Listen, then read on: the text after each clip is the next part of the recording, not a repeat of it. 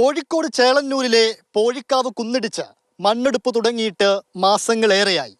ദേശീയപാത വികസനത്തിന്റെ പേരിലാണ് ഈ പ്രവൃത്തി. ജനജീവിതം ദുസ്സഹമാക്കുന്ന ഈ പ്രവൃത്തിയിൽ ഇവിടെ ജീവിക്കുന്ന ജനങ്ങൾക്ക് അതിയായ ഭീതിയുണ്ട്. കാരണം കുന്നിടിച്ചിൽ മൂലമുണ്ടായ അപകടങ്ങളുടെ തീവ്രത ഇവിടെ ജീവിക്കുന്നവർക്കും അറിയാം.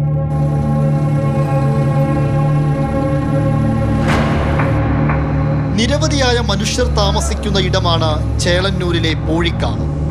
ഇവിടെ സ്ഥിതി ചെയ്യുന്ന പോഴിക്കാവ് കുന്ന് ഇവിടുത്തുകാർക്കിപ്പോൾ ഒരു പേടി സ്വപ്നമാണ്. കുന്നിടിച്ച് മണ്ണെടുത്താൽ ദേശീയപാത വികസനത്തിന് ഉപയോഗിക്കാം. പക്ഷേ ശാസ്ത്രീയമല്ലാത്ത മണ്ണെടുപ്പ് സാധാരണ ജനജീവിതത്തെ ബാധിക്കുമെന്ന് കരാറുകാർ ഓർക്കേണ്ടതല്ലേ. ബൈപ്പാസിനെ തടഞ്ഞിട്ടില്ല. ബൈപ്പാസ് 8 മാസം മണ്ണ് കൊണ്ട് 8 മാസം മണ്ണ് കൊണ്ട് ഞങ്ങൾ തടഞ്ഞിട്ടില്ല. പക്ഷെ അതിനുശേഷം നിയമനം ഞങ്ങൾ നടത്തിയത്. ഇന്നലെ ഞാൻ സ്റ്റേഷനിൽ പോയി വന്നതാ. ഇന്നും ആദ്യം തന്നെ പിടിച്ചു വലിച്ചു കൊണ്ടുപോയി. ഞങ്ങളെ നാടാണ്, ഞങ്ങളെ നാട്. പിന്നെ ഞങ്ങളല്ലാണ്ട് വേറെ ആരും സംസാരിക്കോ? നമ്മൾ തന്നെ സംസാരിക്കണല്ലോ. ഞങ്ങൾ കൂടെ നിൽക്കും. ഈ മലയൊക്കെ കൊണ്ടുപോയിട്ട് ഈ ഉരുൾപൊട്ടലുണ്ടായ ഒരൊറ്റ പോലീസ് ഇവിടെ ഞങ്ങളെ രക്ഷിക്കാൻ വരരുത്. ഞങ്ങൾ മതി, ഒരൊറ്റ പോലീസുകാരും ഇങ്ങോട്ട് കടന്നു പോകരുത്. ഇത് ഇവിടെ നിൽക്കൂലേ, ഈ നാട് മുഴുവൻ ഇങ്ങോട്ട് ഇളകി വരുന്നുണ്ട്, ഈ പ്രദേശം മുഴുവൻ. തട്ടുതിരിച്ചു മാത്രം മണ്ണെടുക്കാവൂ എന്ന് ജിയോളജി വകുപ്പിന്റെ നിർദ്ദേശമുള്ളതാണ്. ഇതിനോടകം 23 മീറ്റർ ഉയരത്തിൽ മണ്ണിടിച്ചതായിരുന്നു. പൊടിശല്യവും മഴ പെയ്താൽ മുട്ടറ്റം ചെളിക്കുളമാകുന്നതും നാട്ടുകാരെ വലിയ പ്രതിസന്ധിയിലാക്കി. എന്നിട്ടും കരാറുകാരും അധികൃതരും ജനങ്ങളെ പരിഗണിക്കാതെ വന്നതോടെ നാട്ടുകാർ തെരുവിലിറങ്ങി. അവർ പ്രതിഷേധിച്ചു. ലോറി തടയേണ്ടി വന്നതോടെ പോലീസ് എത്തി പ്രതിഷേധക്കാരെ അറസ്റ്റ് ചെയ്ത് നീക്കുകയും ചെയ്തു.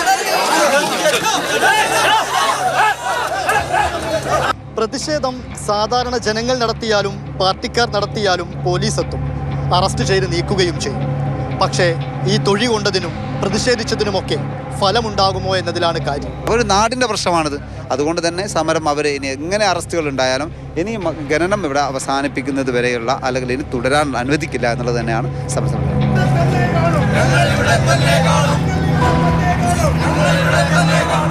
ജിയോളജി വകുപ്പിന്റെ നിർദ്ദേശമനുസരിച്ച് 10 മീറ്റർ ഉയരത്തിൽ മാത്രമേ മണ്ണ് നീക്കാൻ അനുമതിയുള്ളൂ.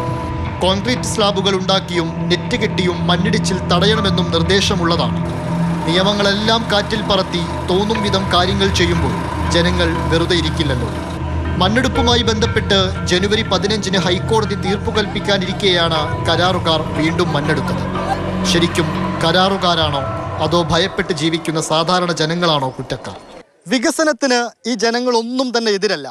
പക്ഷേ ഈ കുന്നിങ്ങനെ നിൽക്കുമ്പോൾ വയനാടും ശിരൂരുമെല്ലാം ഇവിടുത്തെ ജനങ്ങളുടെ മനസ്സിൽ തെളിയുന്നുണ്ട്. അതുമാത്രം ഓർത്താൽ മതി. ഷിജിൻ നരിപ്പറ്റയ്ക്കൊപ്പം ഇംതിയാസ് കരീം, മാതൃഭൂമി ന്യൂസ്, കോഴിക്കോട്.